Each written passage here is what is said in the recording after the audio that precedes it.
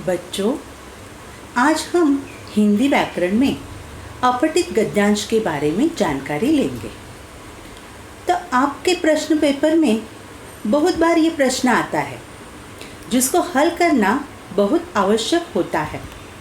इसे किस प्रकार हल करना होता है ये आज हम जान लेते हैं।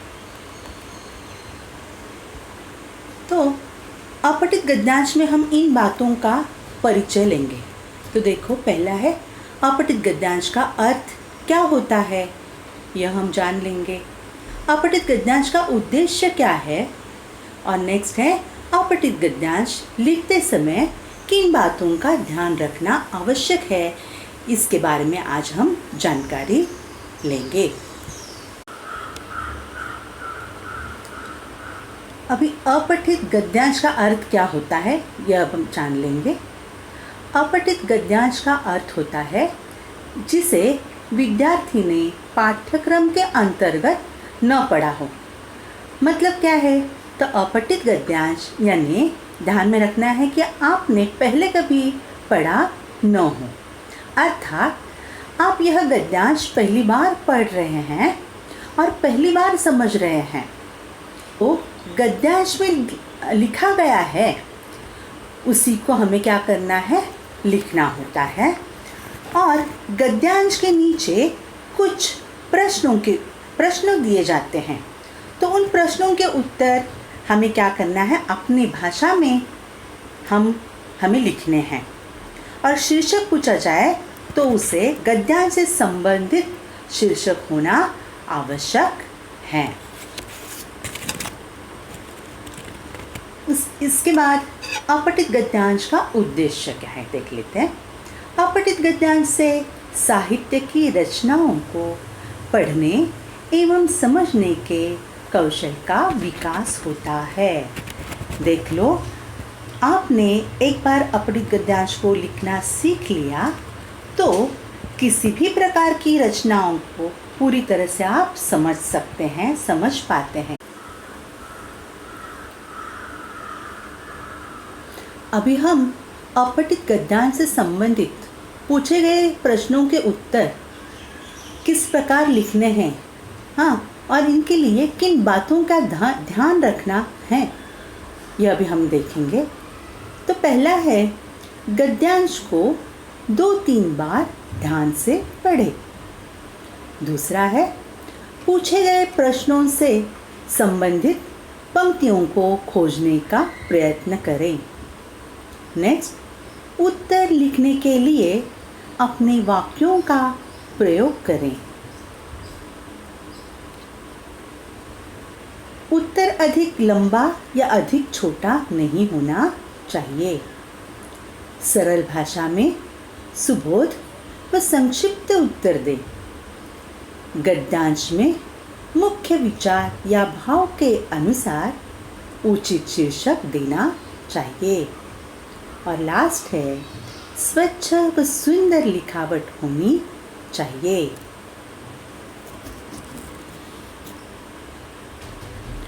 अब हम पहला वाक्य पढ़ लेते हैं। गद्यांश को 2-3 बार ध्यान से पढ़ें।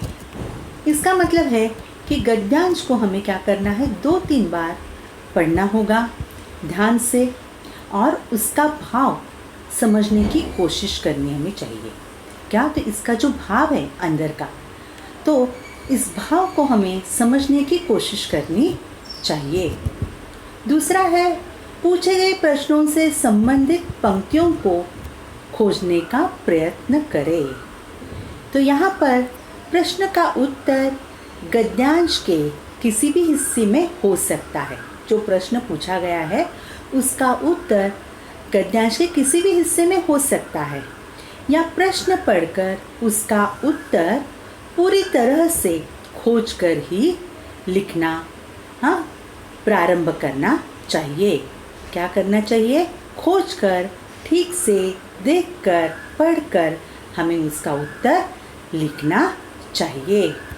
अभी तीसरा है उत्तर लिखने के लिए अपने वाक्यों का प्रयोग करें।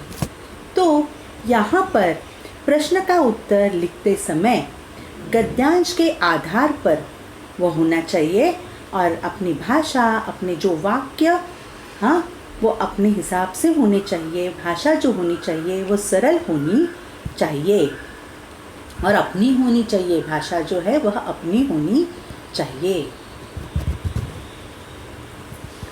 उत्तर अधिक लंबा या अधिक छोटा नहीं होना चाहिए।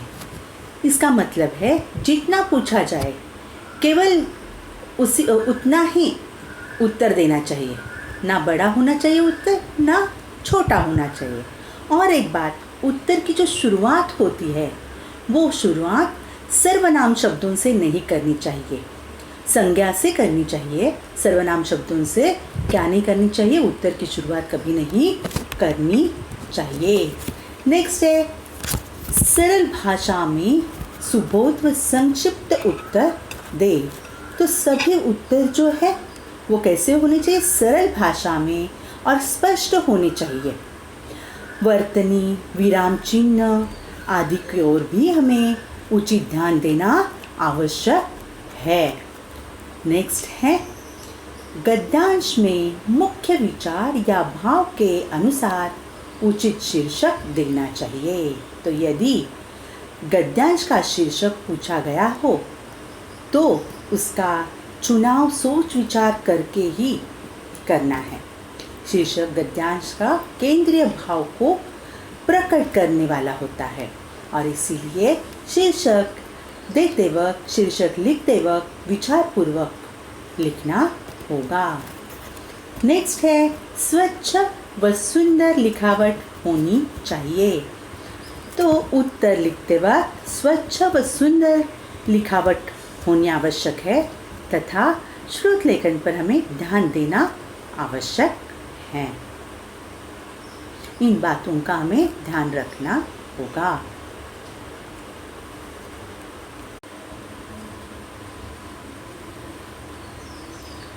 अब हम गद्यांश के आधार पर प्रश्न उत्तर किस तरह लिखने हैं यह जान लेते हैं। तो देखो, निम्नलिखित अपठित गद्यांश के आधार पर नीचे दिए गए प्रश्नों के उत्तर अपने शब्दों में लिखिए। तो पहले हम गद्यांश पढ़ लेते हैं। देखो, शिष्टाचार में सबसे पहले विनम्रता आती है। हमारी वाणी में, व्यवहार में विनम्रता घुली होनी चाहिए। इसीलिए बड़ों के बुलाने पर हाँ या नहीं न कहकर जी हाँ या जी नहीं कहना चाहिए। किसी बात का उत्तर ऐसे नहीं देना चाहिए कि सुनने वाले को ऐसा लगे जैसे लठ मारा जा रहा है। वाणी में कटुता नहीं होनी चाहिए।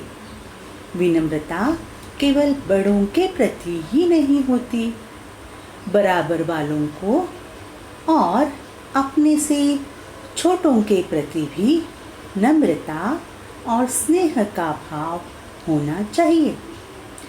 विनम्रता केवल भाषा में ही नहीं, हमारे कर्म में भी होनी चाहिए।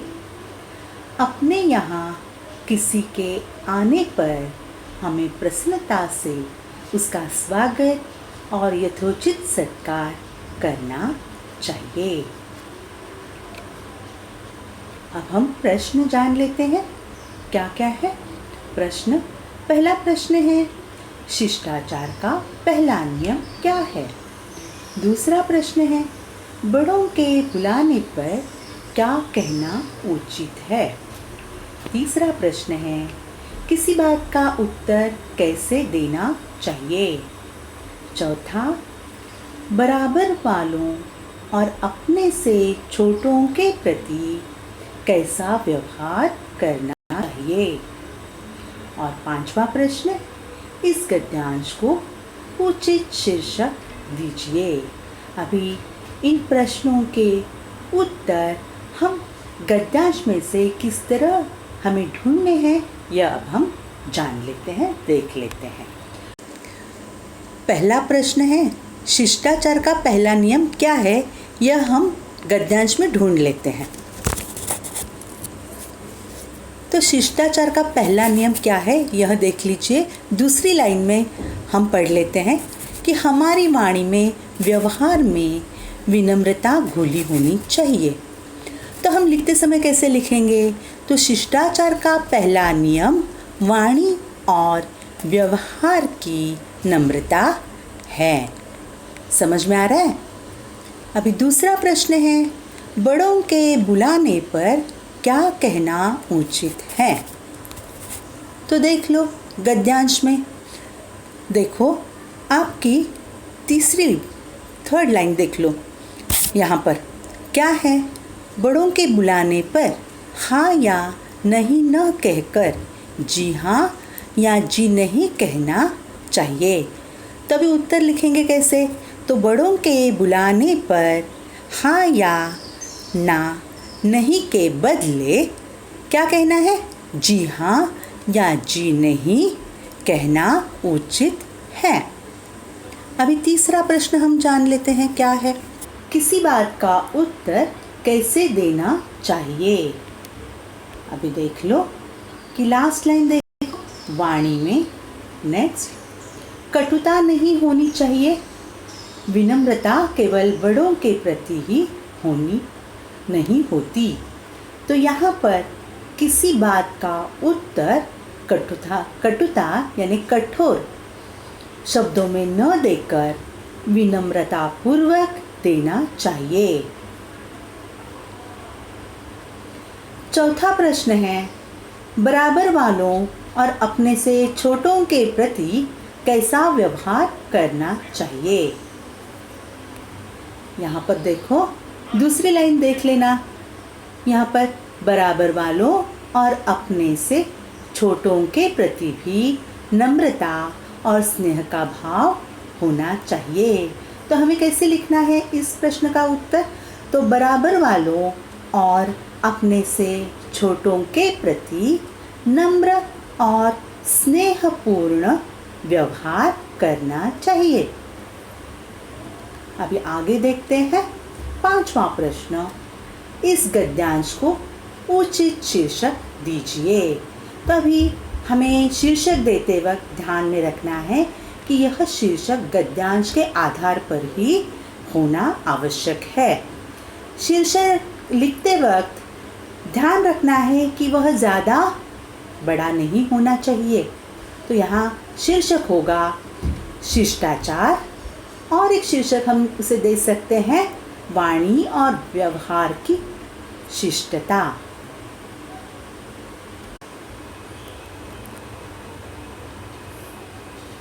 तो गद्यांश के आधार पर इन प्रश्नों के उत्तर किस तरह हमने अपनी भाषा में लिखने हैं ये जान लिया। तो अभी हम ये प्रश्नों के उत्तर फिर से पढ़ लेते हैं। देखो, पहला प्रश्न है, शिष्टाचार का पहला नियम क्या है? यह हमने देख लिया था। कहाँ पर? गद्यांश में। तो अब यहाँ देखो क्या उत्तर है। शिष्टाचार का पहला नियम वाणी और व्यवहार की नम्रता है। दूसरा प्रश्न है, बड़ों के बुलाने पर क्या कहना उचित है? उत्तर है, बड़ों के बुलाने पर हाँ या नहीं के बदले जी हाँ या जी नहीं कहना उचित है। इसका मतलब क्या है कि यहाँ पर हमें बड़ों को क्या करना है? आदर देना है, सम्मान करना है, और इसीलिए यहाँ पर जी हाँ और जी नहीं से हमें उचित क्या करना है? उन्हें बुलाते वक्त इस प्रकार बुलाना है। तीसरा प्रश्न, किसी बात का उत्तर कैसे देना चाहिए?